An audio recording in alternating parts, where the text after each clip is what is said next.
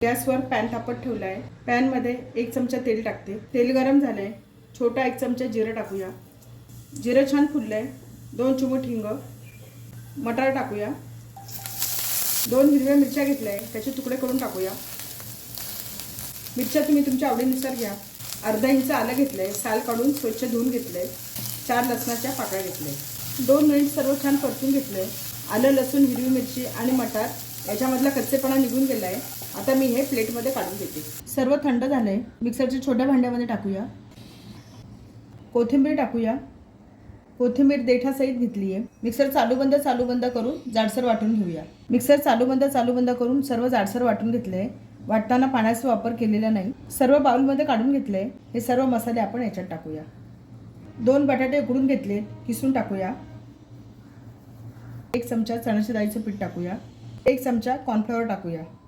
चवीनुसार मीठ टाकूया. सर्व मिक्स करून याचा गोळा बनवून घ्यायचा आहे. याच्यामध्ये पाण्याचा वापर करायचा नाही. सर्व छान भिजवून घेतलंय. कटलेट करायला घेऊया. हाताला थोडंसं तेल लावून घेतलंय. पिठाचा छोटासा गोळा घेतलाय.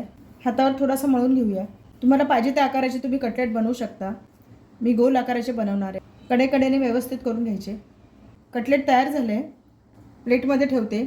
आता आपण हे शॅलो फ्राय करून घेऊया. कटलेट शॅलो फ्राय करण्यासाठी गॅसवर पॅन तापत ठेवला आहे. पॅनमध्ये 2 चमचे तेल टाकते. तेल गरम झाले. कटलेट ठेवूया.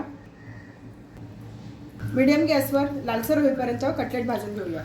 1 ते 2 मिनिट झालेले आहेत. कटलेट कडेकडेने लालसर दिसायला लागले. उलटवून घेऊया. दुसऱ्या बाजूने छान लालसर भाजून घेऊया. दुसऱ्या बाजूने उलटवून बघूया.